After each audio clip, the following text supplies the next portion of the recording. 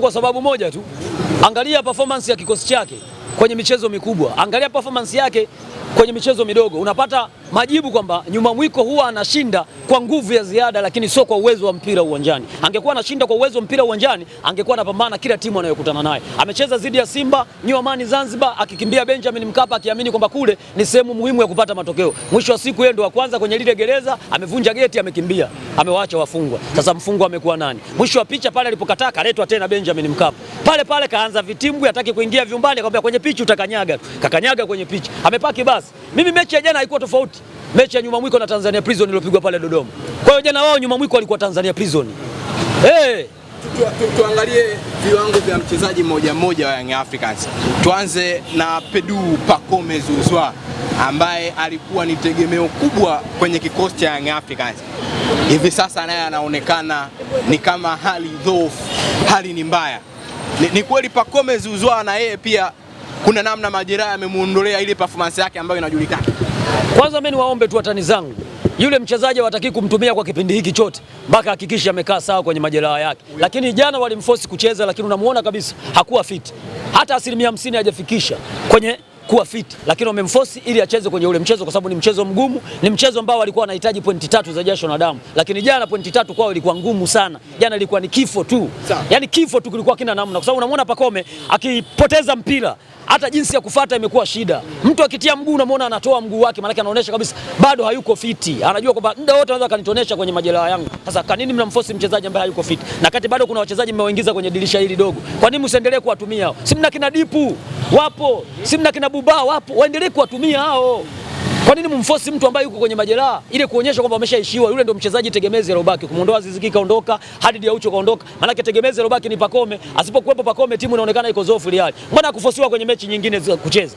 Hakucheza dhidi ya Simba, hakucheza dhidi ya Tanzania Prison, hatukumuona, lakini hakucheza hata dhidi ya Namungo. Kwa nini mnamforce kwenye mechi hizi? Kwa nini msimuache? Mbona mlishinda goli 6 dhidi ya JKT? Tulimuona Pacome. So walishinda pale goli 5, unasema goli 6. So shinda 5 bila.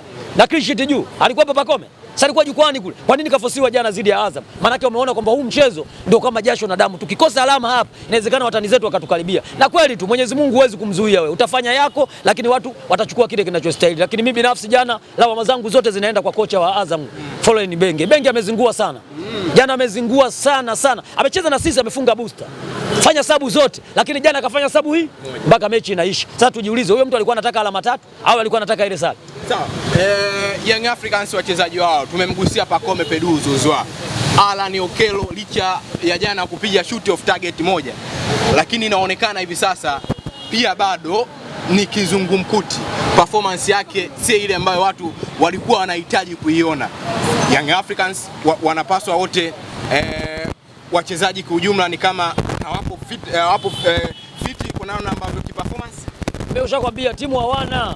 Yaani wana kikundi tu cha masela wakukutane sehemu wanywe kahawa basi, lakini timu ya mpira sasa hivi hawana. Kwa sababu sisi tulikuwa tumewastukia mipango yao. Tukajiuliza msimu uliopita kwa nini wamefanya maandamano kwa ajili ya dabi dhidi ya Simba. Sasa msimu huu sio kufanya maandamano, mechi isichezwe. Kama nilivyokuambia wataweka mabango barabarani ya maandamano. Kwa sababu wameshaanza jana. Hii mipango ya mtani anatengenezewa ubingwa. Mtani umemwacha alama ngapi? Kabla mchezo wa jana ulimwacha alama 8. Pamoja mtani ana kipolo, si mpaka ashinde.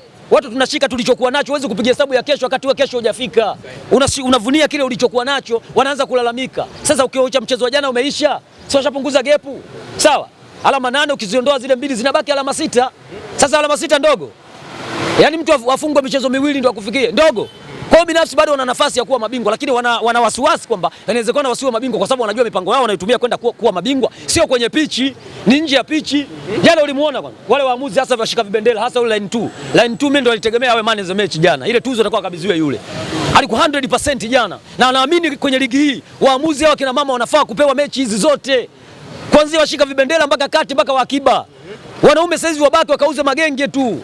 Wanaharibu mpira. Umeona mwana mama alivyosimama?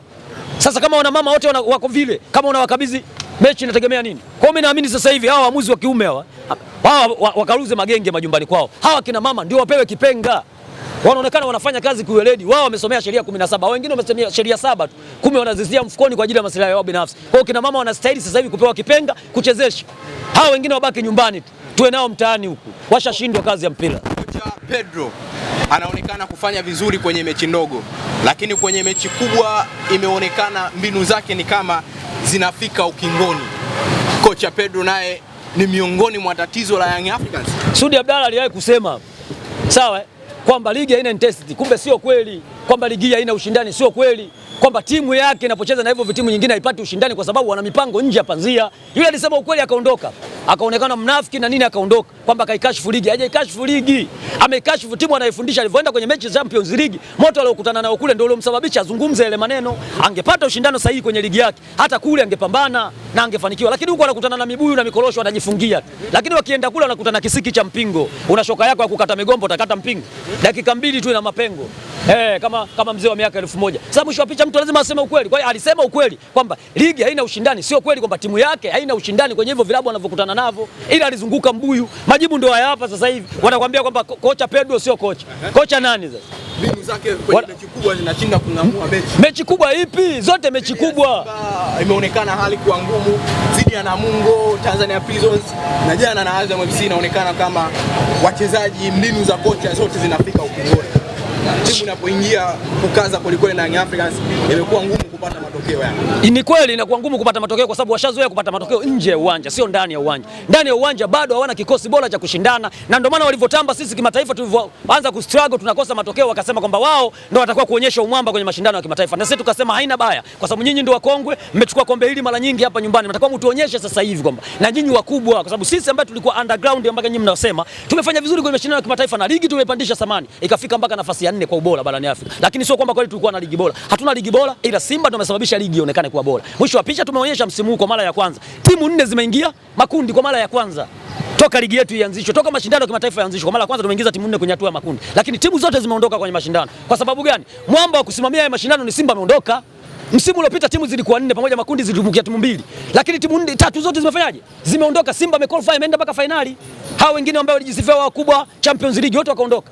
Mmoja kaondoka mapema, mmoja kaondoka kwenye hatua ya makundi. Lakini tumezihirisha msimu Simba kuondoka kwenye mashindano na wengine wote wameondoka na maji. Maana mwenye mashindano yake ya kimataifa kwa hapa Tanzania ni Simba Sports. Ila kukizungumza ukweli hawataki, watabaki na kupinga, lakini ukweli utabaki kuwa ukweli. Na ndio maana mpaka msimu huu tunaona ligi yetu inaonekana haina ushindani kutokana wanaokutana nao vibonde wanapiga kwa sababu ya mipango miji ya Tanzania Prison ya kuingia kwenye huo mfumo. Na ndio maana kafungwa kigoli kimoja cha kutoa sadaka golikipa.